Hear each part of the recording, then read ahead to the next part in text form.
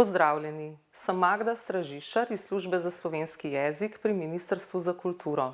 Ministrstvo je konec novembra 2019 objavilo javni razpis Razvoj slovenščine v digitalnem okolju, jezikovni viri in tehnologije. Za izvedbo javnega razpisa je na voljo 4 milijone evrov. Naložbo sofinancirata Evropska unija iz Evropskega sklada za regionalni razvoj in Republika Slovenija v okviru operativnega programa za izvajanje evropske kohezijske politike v obdobju 2014-2020. Predmet sofinanciranja je izvajanje večletnega raziskovalno-razvojnega projekta za gradnjo jezikovnih virov in tehnologij.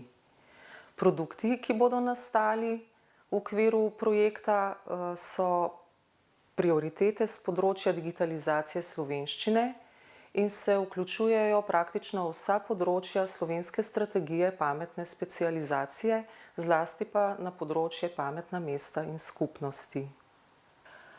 Naš namen je, da bi povezali gospodarstvo in znanost, da bi proizvedli takšne produkte, ki bodo enostavni za uporabo, ljudem pa bi pomagali pri sporazumevanju, sodelovanju, poslovanju, izmenjavi znanja in udeleževanju v družabnih in političnih razpravah, ne glede na jezikovne meje. Predvsem pa želimo pospešiti prenos znanja v trikotniku znanja, torej iz raziskovalne sfere v podjetniško. Cilj javnega razpisa je razviti takšne končne izdelke, ki bodo uporabni tako za potrošnike kot za raziskovalne organizacije, podjetja, univerze in druge subjekte.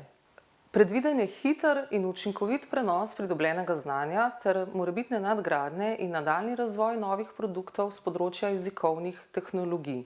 To pa bo mogoče samo z odprtim dostopom do rezultatov raziskovalnega dela. Zato smo v javnem razpisu določili licenci, ki omogočata tudi komercialno rabo. In sicer licenca v okviru Creative Commons, ki omogoča deljenje pod enakimi pogoji za jezikovne vire, in licenca Apache za jezikovne tehnologije. Javni razpis se je zaključil februarja 2020. Izbran je bil projekt Razvoj slovenščine v digitalnem okolju, na kratko RSDO. Izvajal ga bo projektni konzorcij, ki vključuje tako rekoč vse akterje, ki so se v zadnjih desetletjih ukvarjali razvojem jezikovnih virov in tehnologij za slovenščino.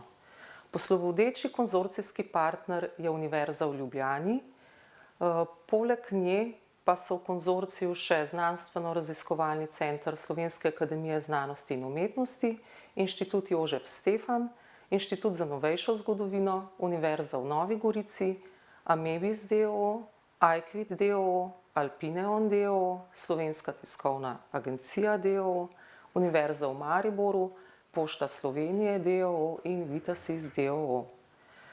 To pomeni, da je zadoščeno pogojem javnega razpisa, in sicer, da morajo v projektu sodelovati tako raziskovalne organizacije kot tudi podjetja.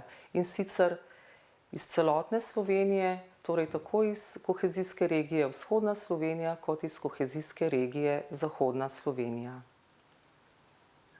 Projektni konzorcij je aktivnosti v grobem razdelil na 7 delovnih sklopov.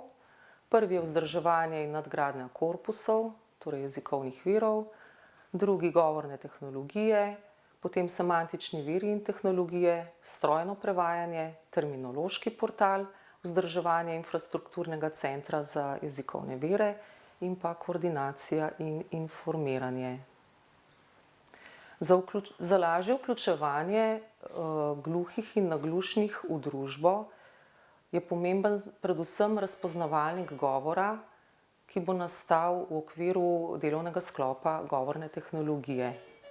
Tu je predvidena izdelava splošnega razpoznavalnika govora, izdelava podpornih orodij in postopka za razvoj robustnega splošnega ter specializiranega razpoznavalnika, razvoj portala s podpornimi orodji in modeli razpoznave, nenazadnje pa tudi priprava dolgoročnega načrta nadgradnje splošnega razpoznavalnika z velikim slovarjem besed in načrta izdelave razpoznavalnika v realnem času za domeno izobraževanja. Strateški cilji projekta RSDO so usklajeni s cilji javnega razpisa. Torej, gre za zadovoljevanje potreb po računalniških izdelkih in storitvah z področja jezikovnih tehnologij za raziskovalne organizacije, podjetja in širšo javnost. Zagotovljen bo odprti dostop do rezultatov raziskovalnega dela, poskrbljeno bo za nadgradnjo organiziranega skladiščenja, vzdrževanja in distribucije virov in tehnologij, hkrati pa tudi enakopravnejše sodelovanje z evropskimi pobudami za izmenjavo digitalnih virov in orodij in večja konkurenčnost slovenskega razvojno-raziskovalnega prostora v mednarodnem merilu. Na kratko bi še enkrat povzela časovnico javnega razpisa. Torej 29. novembra 2019 je bil javni razpis objavljen v uradnem listu in na spletni strani Ministrstva za kulturo. 16. decembra 2019 smo na Ministrstvu za kulturo izvedli informativni dan za potencialne prijavitelje. 7. februarja 2020 smo v uradnem listu in na spletnih straneh Ministrstva za kulturo objavili nekatere manjše spremembe, ki so bile nujne za uspešno izvedbo same operacije. 12. februarja se je javni razpis zaključil, 30. aprila je bil podpisan sklep o izboru projekta, 1. maja pa je projektni konzorcij že začel delati pri projektu. Operacija se bo zaključila 31. decembra 2022, kar je relativno kratek čas za izvedbo tako zahtevnega projekta. Vendar pa izbor izvajalcev zagotavlja, da bo projekt uspešno izveden.